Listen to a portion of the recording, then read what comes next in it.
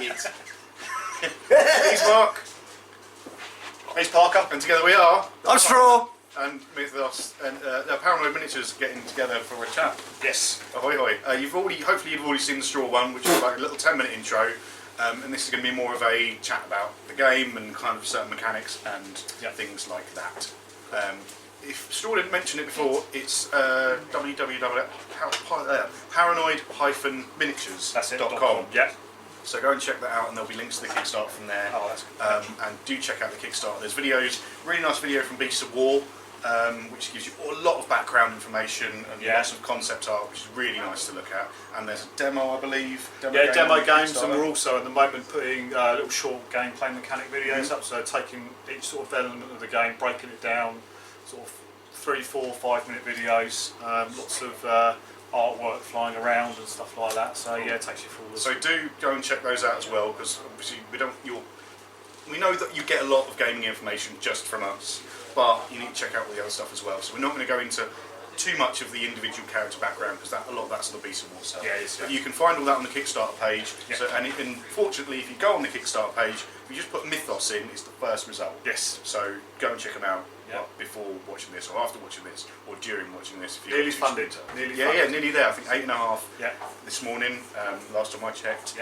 Not long to go now. So pull your fingers out, people. And it's, as was mentioned in our 10-minute, you've got nice little pledge levels. Yes, pledge levels currently sit at £35 for one box set, and you get to choose whichever box set you want. Whatever's unlocked at the end of the campaign, you'll be able to choose whichever box set you want. So £35 for the first one, £65 for the second one, gets you 2 box sets, £90 for the third one, £110 for the fourth one, and £125 for the fifth one. Nice. So the more you get in, the more money. The more you go in, the more money you save. So it's worth looking at as a group thing. If you've got mates and you want to, I want this one and he wants that group and I want that group, so you can chip all in together. If there's 3 or 4 of you, you can chip in, and you're going to get a reduced price really for the box set from the sort of initial £35 pledge. You will only, unfortunately, get one cultist leader. We're giving a free model away with each pledge level. Again, just to sort of show people that we wanted to sort of thank them for pledging. Yeah, totally. Yeah. So that's the cultist leader's really nice as well. He's proper like proper stabby. Yeah, exactly. Yeah, Shane, our artist, and Tom Lishman, who done the sculpt for that, just nailed it for us. Yeah, we wanted a cultist that was a bit different, but still sort of recognisable as a cultist. So, goblet of blood. Yeah. Sacrificial dagger. Yeah. Hoods, the whole caboodle. Mask. Standing on half a head, because we did originally have him on a rock or something like that. And that's the thing, a lot of people not complain, but a lot of people say about this whole the Captain Morgan pose when they're standing on something. But it looks good. It looks more dynamic. And if they're on a human head, then awesome, right? Yeah, it's got moustache as well. Which is the head's got moustache. Little details like that I really like. Little things. Now, obviously, they've heard a bit about Mythos. They've checked it out now. Why? People might have seen this at Salute last year. Why has it taken so long for it to come to Kickstarter? Well, we've been going for 18 months or so now as a group, and last year the first Salute that we attended as a sort of designers or a company, because we've been going to Salute for donkey's years, so to first of all sort of draw that curtain back and being there on the Friday and the Saturday was amazing. But yeah, we wanted to, first of all last year we wanted to bring a model to sell. Because we wanted to sort of show people that we could go through the whole production cycle, so we could take some concept art, take it to a 3D sculpt, take it to a master, take it to a print, and then take it to production. So our goal last year was to take a model, which we did with the Sea Queen. Why it's taken so long is a year or so, we decided upon pretty much straight after Salute last year that that would be an ideal chance for us to launch a Kickstarter now, because going to Salute you talk to a lot of people, you see a lot of shinies down there, and very often you'll hear, well, coming to Kickstarter in X weeks, X months, or next year. We wanted to say, actually, we're live on Kickstarter today, which 12 months ago was a really good idea. 12 months later, just before Salute, it was all getting a bit nerve-wracking. We prepped everything was done, but there's a lot of stuff to do to press that button at 8 o'clock that morning. So this year we spent the last 12 months really getting the game mechanics right, getting the balance right through the factions, because we've all of us in Paranoid Miniatures have played lots and lots of games, from 40k fantasy, loads and loads of skirmish games. So it was just important that we wanted to make sure that the mechanics were right, the mechanics were clean, and the balance was there as well. And we also wanted to spend that 12 months putting all of our finances into getting as much artwork as we could done, and as much rendering done as possible. Awesome. So we ended up getting the Priory faction is actually fully rendered. They're good to go, and I've dropped off the last two models to our painter Scott Hockley for him to paint Bertie and the cat. So and then it's the Priory done. Wicked. And I think that's important. A lot of people see Kickstarters and they think, oh, is it just like a pre-order thing, or is it kind of how far are they through the? And it's nice to see that you've spent a lot of time building up to this, rather than it's literally a Kickstarter rather than a give us some money so we can hopefully do something with it, and then you'll be waiting 8 years. Yeah, it's definitely not a pre-order. We are definitely a fledgling company that have come to the market or Kickstarter with a product as far as we could have took it. I mean, we could have spent more time. We could have spent another 3 months, 6 months, 12 months, putting more money in, putting more, getting more designs done. But we'd built up a lovely following on Facebook. Our Facebook page is people follow it nicely. We've had a lot of good coverage from Beast of War. Dawn, needs a special mention. She really fell in love with the whole concept last year. That's what she got me into, watching her be so excited about that, kind of flicking through the book and she's seeing the sequence. She's been that excited all the way through. So that's really helped us. So we wanted to sort of draw a line and say, actually, I think we're ready to go. We're not fully completed, so it's not a pre-order. We've still got reduced to bringing coffee up. Oh, lovely. Thank you very much. That's really good for. We didn't know that. Thanks, mate. We are sort of pretty much a Kickstarter as you'd expect it to be. And I think that's people. There's one side where people think of it as a pre-order, which one could argue that people like Cool Mini will not do. For better or worse. But it's nice to see that this is kind of, to me, what Kickstarter is for. A fledgling company that they're literally like, we know what we want to do. We don't have like 100 grand in the back pocket just to be able to roll it out. So yeah, totally. So for me, I think this is what Kickstarter's aimed at. People come into the with fresh ideas. And having played a demo at Salute, I'm seeing a lot of those fresh ideas kind of coming to the fore. The two kind of big ones I would suggest are probably your Sanity, which is kind of part of card flipping, but not the only thing that's card flip related. And what you call the live combat mechanics. So do you want to talk us a little bit through those two? Yeah, the card flip mechanic was pretty much a light bulb moment for us. We were having a discussion about game mechanics. Special mention does need to go to Stu, one of the guys, Paranoid Miniatures, who just literally came out with it and said, well, what happens why don't we put something on the reverse and the card flip? And we all sat there for a second, just sort of taking it in, and then thought, actually, and then everything from that just fell into place. So the card flip mechanic is, no matter what faction you're playing, you'll have your stat card will be double-sided. And there will be certain things in the game that will cause you to flip that card. As you mentioned, some of it might be because you've taken a certain amount of sanity, and that model flips because it's hit that trigger. There are other conditions in the game that will cause other models to flip. So the two examples I usually give would be Abigail from the Priory. She has a sanity flip effectively when she's taken, when she's lost 5 sanity, she'll flip over to her sort of insane side. Which is very kind of Lovecraftian. We can all see that, and it kind of harkens back to not just things like Call of Cthulhu, but actually in the books where people start just getting a bit wobbly and a bit, I don't know how to deal with this now. She'll do different things on the flip side of the card. So there'll be certain actions that she has to take immediately, and there'll be certain abilities that may well be different or enhanced or negative aspect to it. So no models out of the game by flipping. You can still use the model, but it just plays in a slightly different way. Some will play completely different, and some are a little bit more nuanced and will just have some differences. The other one I usually use is Click Clack. He has a trigger effect effectively for his flip. So if the Dockland Queen takes more than 5 damage, 5 or more damage in a turn, his crab ears prick up. And he's sort of, if he's got crab ears, and he'll sort of like run towards his mother because somebody's sort of doing some damage to it. And I like that it's not although it is essentially you flip the card over, they play differently. Yeah.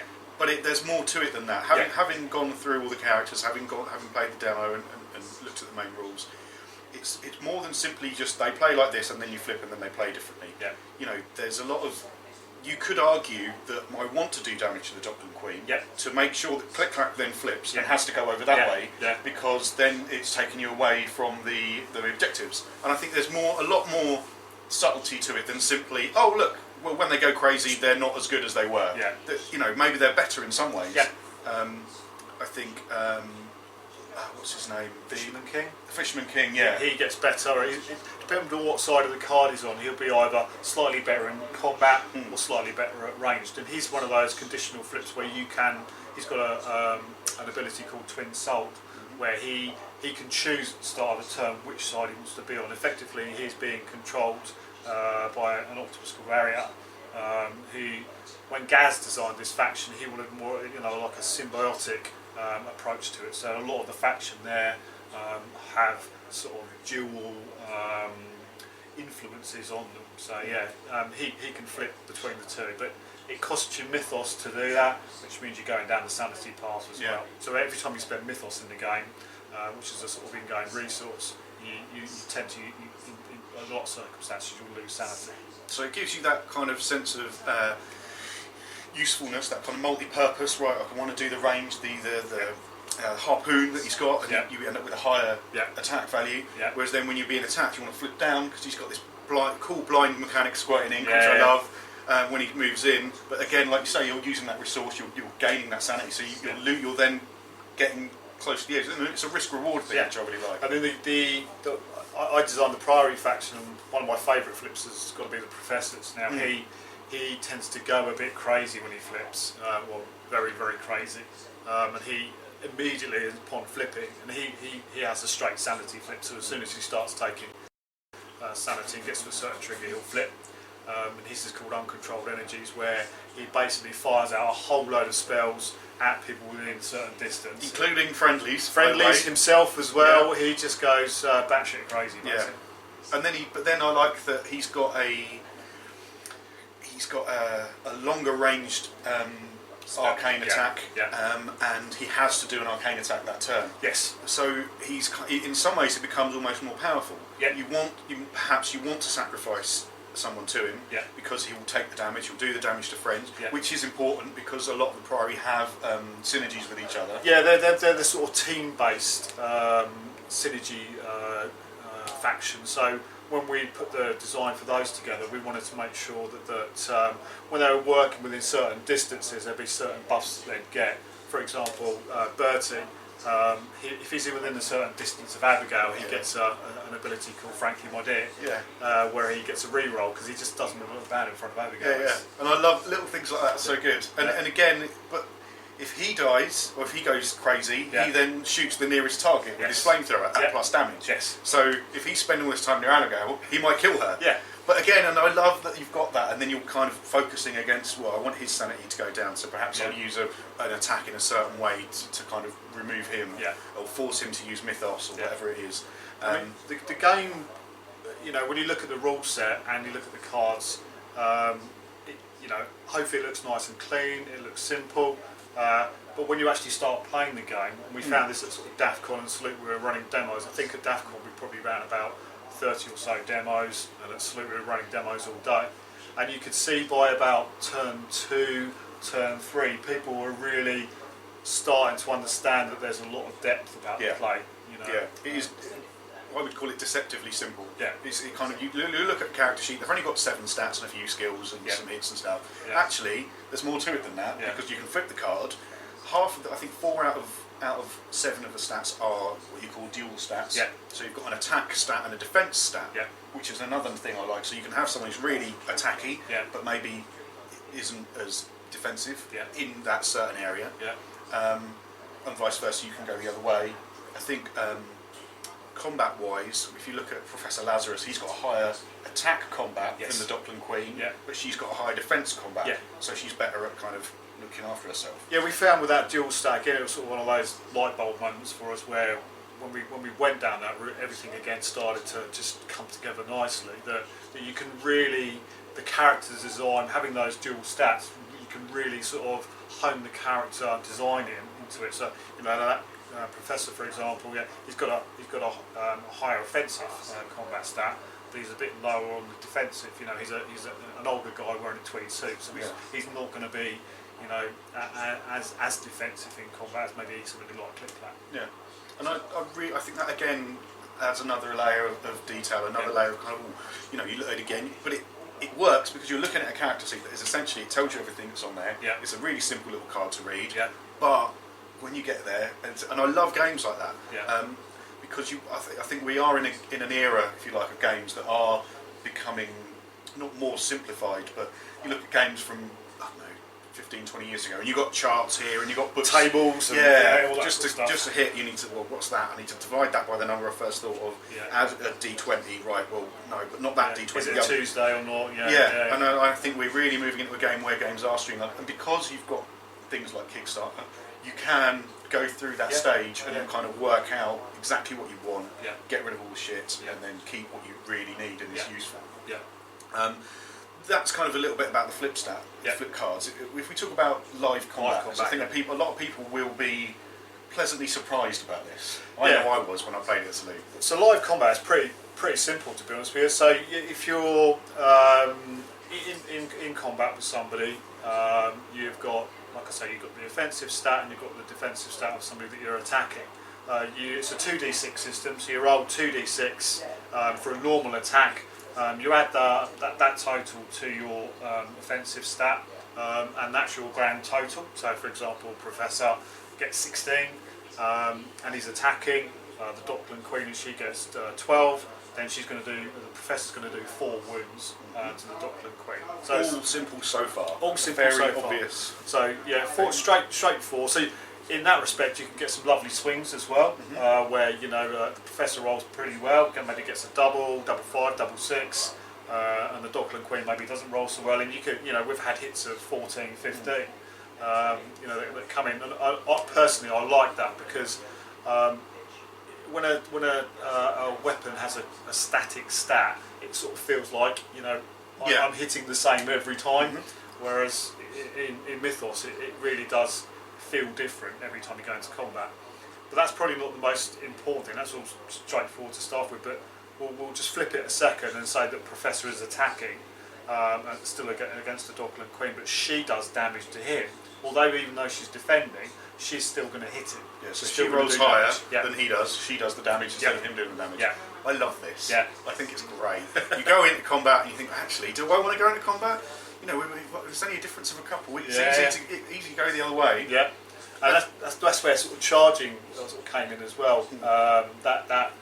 We took some time to make sure that we got the charging mechanic right.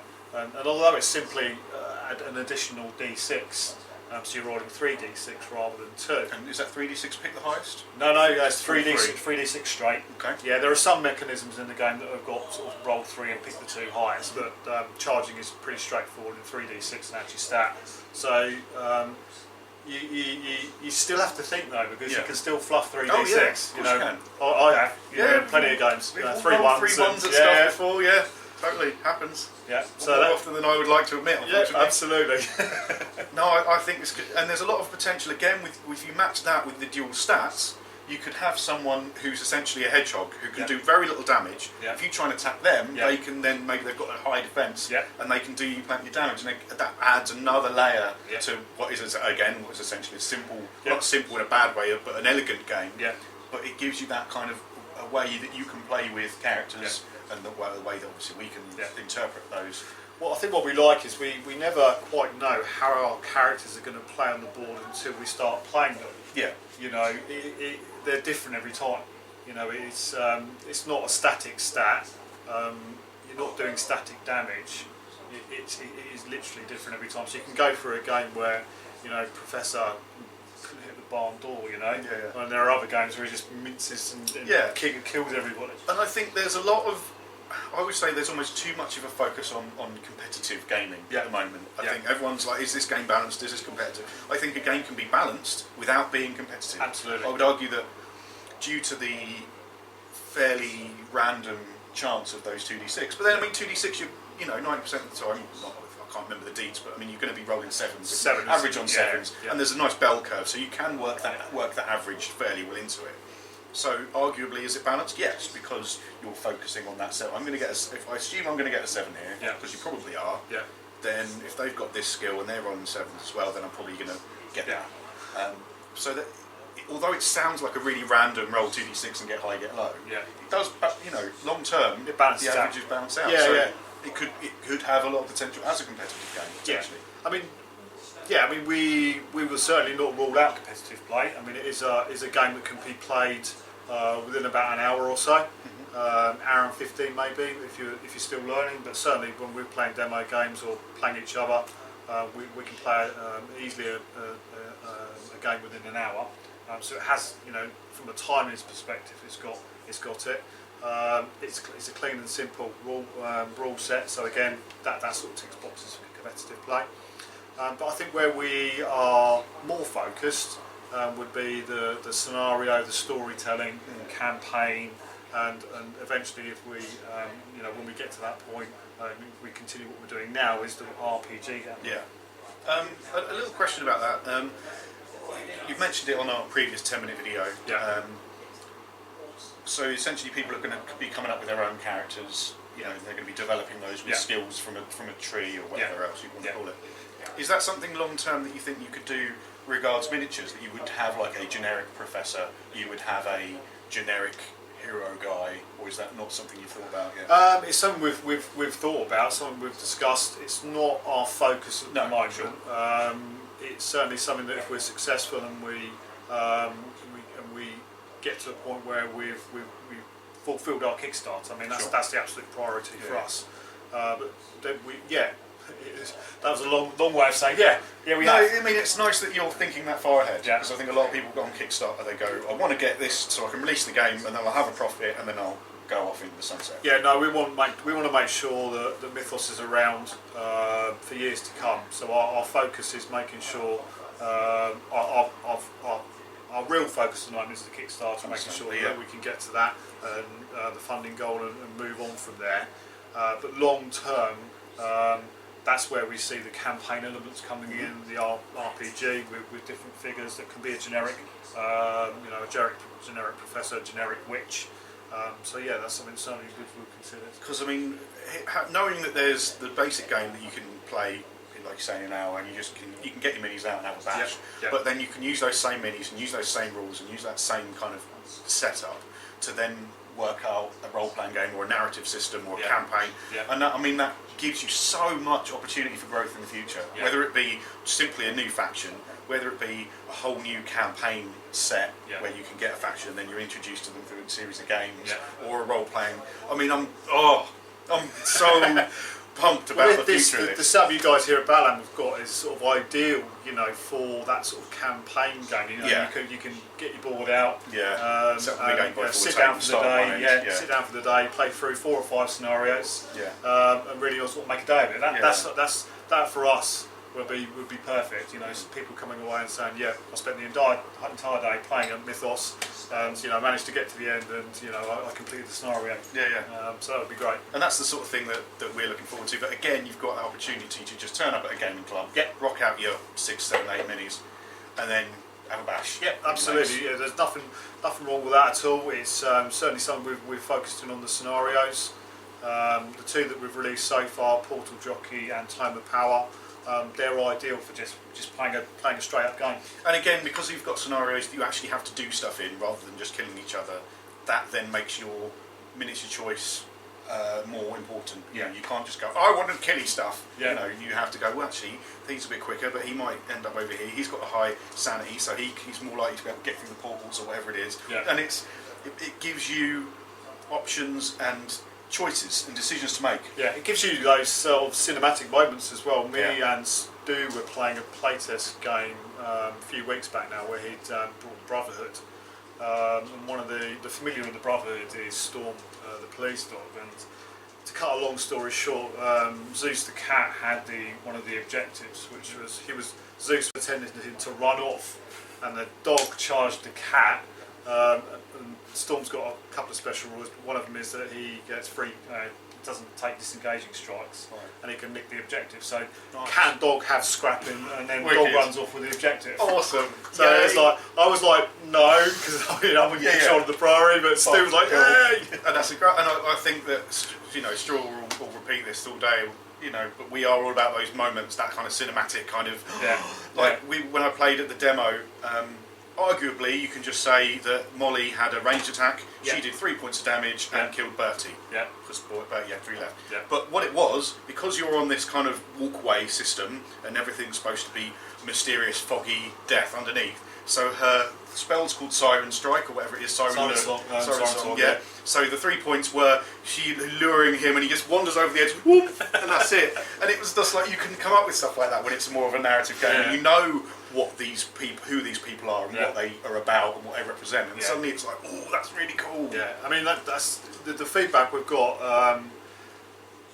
Gaz has spent an awful lot of time developing the characters. Mhm. Each and every one of them has got a fairly hefty and decent backstory, so we know, why they are where they are, what they've been doing, what's caused them to be in the position they are, and a whole raft. And had so much. We were talking to people at Salute. We had a couple of art books and we were talking through people, each of the factions, and we were talking, if people wanted to spend sort of 10, 15 minutes with us, we could literally go through each of the person's backstory, and Yeah. I think that was what won a lot of people over as Definitely. well. That sort of Definitely, level it of really detail. appeals to their characters. They're not just Yeah. minis in a game with, Yeah, with exactly. stats. If you do want to find out a lot more about the characters, do go and check out the Beast of War Weekender, which I believe is on your It's on the Kickstarter Kickstarter page, yeah. because there's a lot of information about all of the people so far, Yeah. how they interact with each other. Yeah. I love a couple of little things. What was it? In the Wildborn, you've got her and her sister, but her sister's Dorothy and Mercy, who yeah, come yeah. back from the dead and Yeah. stuff, and the stuff with the Brotherhood and how someone doesn't know all of the stuff what's going on. Dan Flack here's been a bit of a naughty boy. Really, I love all of that, and it really kind of gets you excited about Yeah. playing the characters and playing them interestingly, and kind of, oh, this happened. It's kind of water cooler moments, Yeah. Another thing I really like going through the rulebook was, and I love picking out one little thing that just tickles me.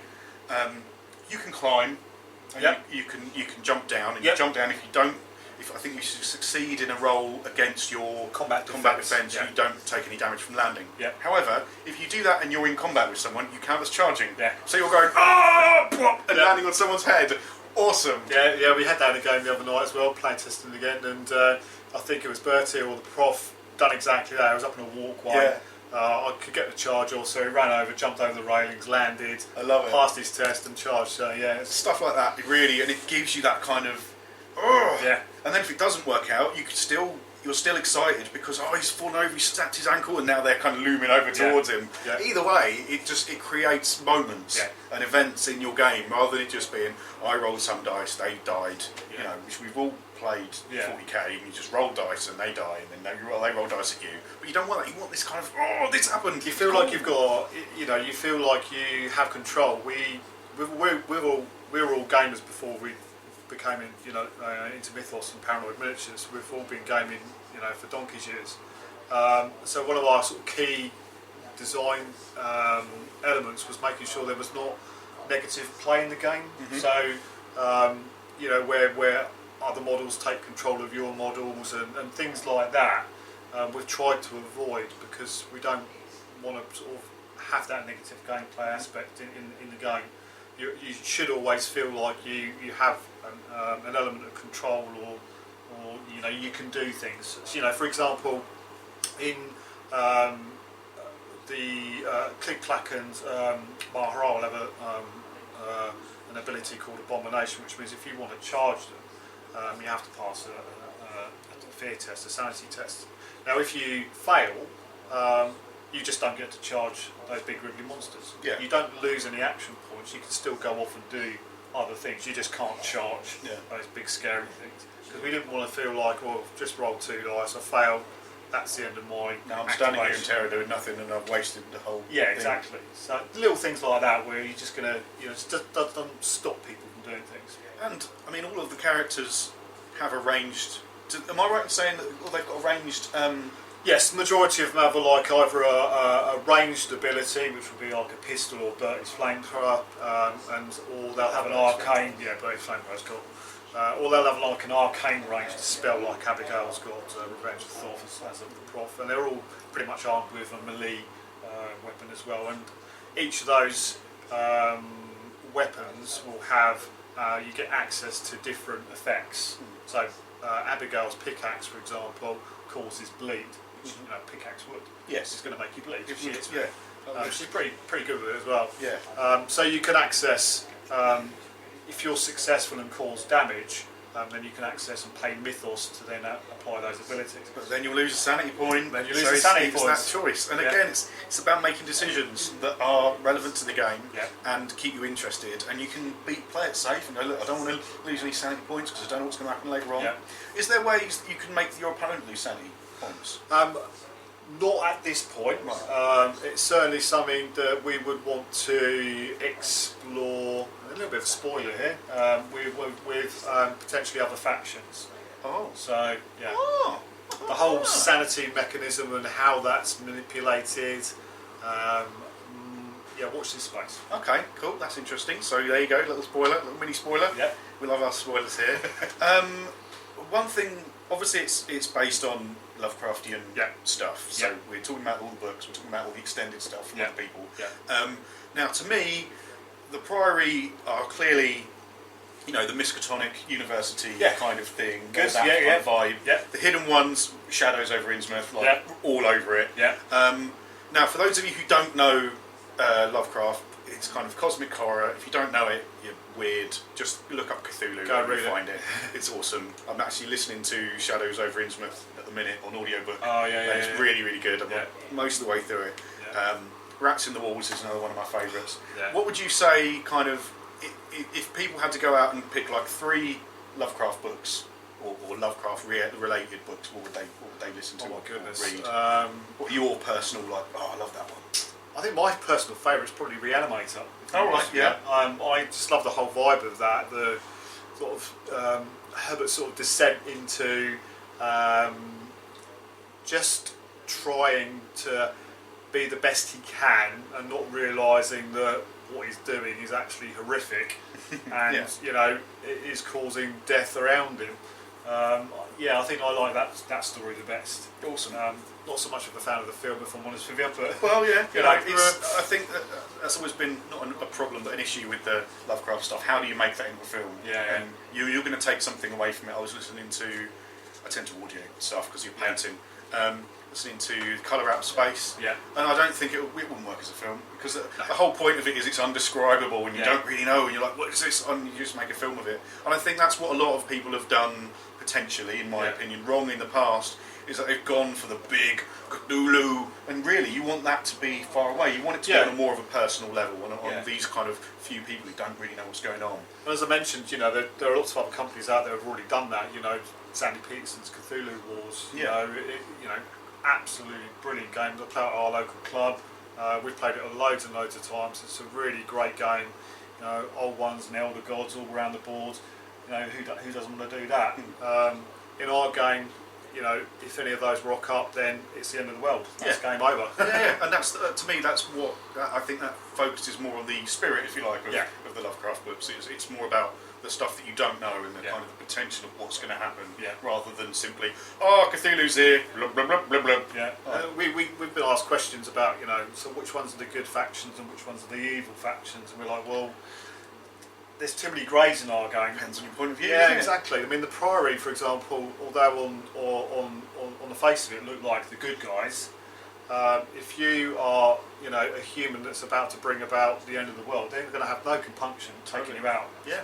So they are erring on the side of good, but they're not the it's sort of a fluffy bunny type No. of good. And the Brotherhood are just trying to, they're just Survive, trying to yeah. survive. They're trying to look at the curse, and Lieutenant Jim Duggan obviously is one that's mastered that, but there's lots going on within that faction where they want to try and harness and delve deep into that area to try and resolve it. Dan Flack, for example, and if you watch the weekend, you'll hear all of the backstory Go and about check it that. out. I highly recommend it. Yeah, but yeah, they're not evil. No, they're not innately bad. They're just kind of stuffed with this kind of curse. And now you've got to deal with it best you can. Well, I'm going to be dead, so I'll carry on. But very bad people, then I'm a good person, right? Stopping bad stuff happening. And arguably, my personal love, the Hidden Ones, they're not bad. They're just misunderstood. They're just following orders. They're just kind of, they're trying to survive in this crazy world by, And above water as well, which is a bit difficult. Yeah. So, they're having to plug themselves into human beings. Yeah, it's not their fault. No, I mean, if you just happen to be in the wrong place at the wrong time, you're going to have a big And think octopus about it now. attached to you. Yeah, and if I'm walking along and a big octopus attaches itself to me, and then I get to live forever, then, I get to live forever, right? I mean, that's cool. Yeah. So they're good-ish. And we have had some surprises during the course of, we've been posting up stuff on our Facebook page, for the last 12 months about our progress. And when we posted up the picture of Molly, for example, the concept art. Oh, such a good picture. Yeah, I really love that it. was the response we got. People it was one of those double take moments where you're like, well, where's that bucket? Oh, look, there's a tentacle in the bucket, not a hand. Yeah. So yeah, really, really. She's so nice because she's stood there holding two buckets. You'll have seen it if you watch the Weekender. Do check out the concept art. You can go to paranoid-miniatures.com and it's all on the Kickstarter page as well. But she's there holding two buckets, but she's also holding a knife.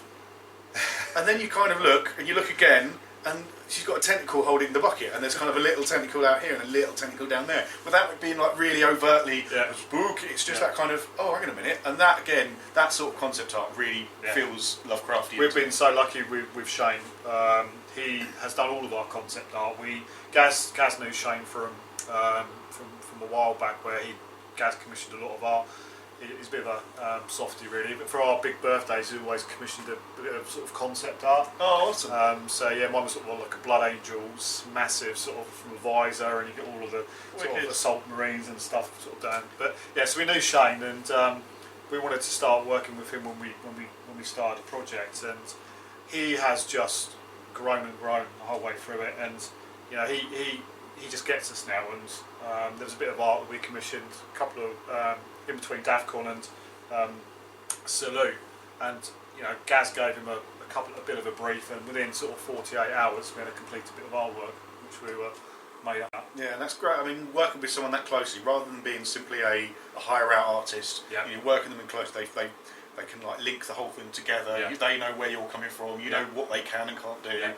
Is this the guy who was at Salute doing the concept? Yeah, he was the one that was doing the drawing at the day and done the picture of the Sea Queen and was it Sea Queen and Molly? No, it wasn't Molly. I can't remember now. I don't remember. I was busy playing the demo game, but Straw was Jezebel. Yeah, Dawn's Jezebel. It was. Straw was just totally all over it. He was like, oh my god, he's just sitting there watching while I'm playing, and that was great. I mean, I used to love drawing, but God, that was just amazing. So we talked a bit about how the Kickstarter's going to go. Yeah. I know that the rules are technically still in beta test, so can people give feedback and stuff? Absolutely, yeah. We've just opened up a Mythos playtesting Facebook group. Awesome. We did have a closed one for a while where we were just working on the final sort of elements of, I would suppose you would call it the final alpha. Yeah. We don't really like using terms like alpha and beta, but yeah, it was pretty much the final one before we wanted to release it out to demo properly. So yeah, we've got a Facebook group now. All of the rules will be available and continue to be available even once they're finalised. The rule book is going to be an open rule book, and we've got sort of standees on the website. You've got the scenarios and the stat cards as well. So that for Priory and Hidden Ones that is at the moment. So all of the rules are up on the website. Or you can join our Mythos playtesting group. Nice. So that's paranoid-miniatures.com. Yep. And the Facebook page is Mythos. It's Paranoid. Just search Facebook for Paranoid Miniatures, or you can search it for Mythos playtesting group. Cool. so people can get involved. I mean, that's a great thing as well. If you're interested in the Kickstarter, you're not quite sure, you watch the demo game, you're still not sure, download the stuff and read it and have a look, and then you can have a couple of playtest games in. And we will ensure we will be listening to people through that beta testing. We've already got a lot of good ideas coming through. People are really stoked about the sort of whole mythos and how it's used. They want us to see us maybe expand that a little bit and do different things with it. So it's all good information for us to work from, and make sure that at the end of it, when we are happy with that final rule set and press print, we're good to go. And it's nice that there's 5 or 6 of you? 5 of us, Five of us. Yeah. So it's nice that you've got enough people, rather than getting all of this information and going, oh right, and one bloke, I don't really know, is it a good idea? You can still play test it within your little group, and still, because a lot of people will obviously come up with ideas, some of them may not be as good as you would hope, and I don't mean this in an offensive way, but they might be shit, but that's fine, you've still got enough control over it. You've still got enough control over it that you can separate the wheat from the chaff and put some other stuff. Yeah, we've fallen into different roles in the group. We've got Dom and Jeff, who are sort of our rules gurus. Dom mainly concentrating on the actual rule book itself, with Jeff working on rules and scenario. Jeff was the one who put the sort of portal jockey and the times of power scenarios together. Gaz is the guy that's behind all of the fluff, and me and Stu are the guys that sort of look at all the finances and all the boring stuff a little bit. Someone's got to. Somebody's got to. It's not going to be either of us, is it? We're going to have to get a bloke in. I'm the one that goes, we need to do that, just keep prodding people. Have you done that? We need one of them as well. Yeah. We've got one now. True. One question I did want to ask before we kind of finish up is, in the Kickstarter you get the box sets. Yes. How are you going to do a rule book? Is that going to be a thing that people get? Is that going to be a separate thing? Rule book at the moment is going to be a PDF. Okay. If we head down the stretch goals, we have got a stretch goal that would open that up as a possibility. So do that. It'd be lovely. It's a bit of a distance down the stretch goals, so we're a bit of distance away as we speak. But if we can start unlocking the Wildborn, because I know a lot of people are very keen to see the Wildborn on the table, as are we. We want to get down those stretch goals. I really want to see. I forget her name. The Dorothy, Mercy, no. The other one, the Gribbly woman who's all Centauri goat woman. Oh, Lauren. That the concept for that is just hideous. It's half female, half goat with a big open gaping maw. Yeah, it's so cool. Yeah, it's just I want to see that in a minute just to see what it looks like. Yeah. It's going to be horrid. Yeah, that very much feels a little bit Dunwich Horror kind of vibe to me. Yeah. Really kind of lots of weird bits. I think and this is where, because we all designed our own factions, I think you can sort of see that in the artwork as well.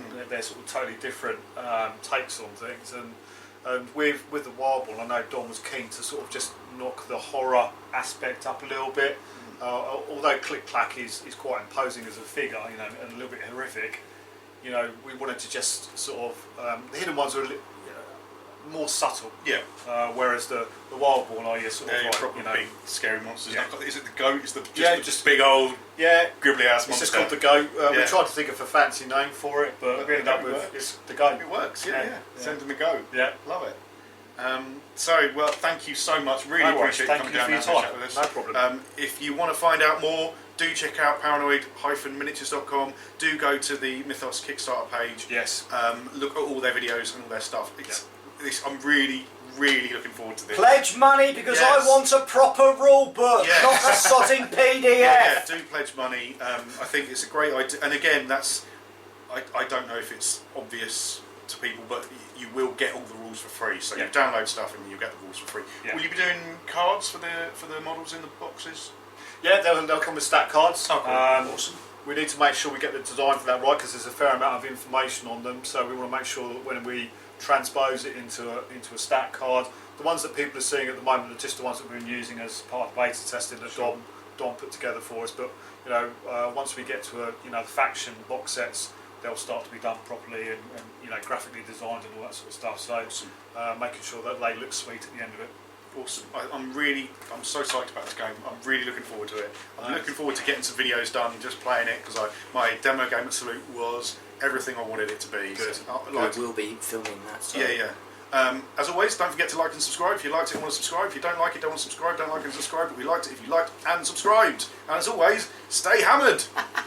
And we will be Bye. filming this game. Yes, we will be filming that as soon You forgot as. to mention that We'll be bit. filming this game. We're going to be Great. filming Yeah. this game Yeah, great. several times. Go us! Again. Bye. Right, they remarch.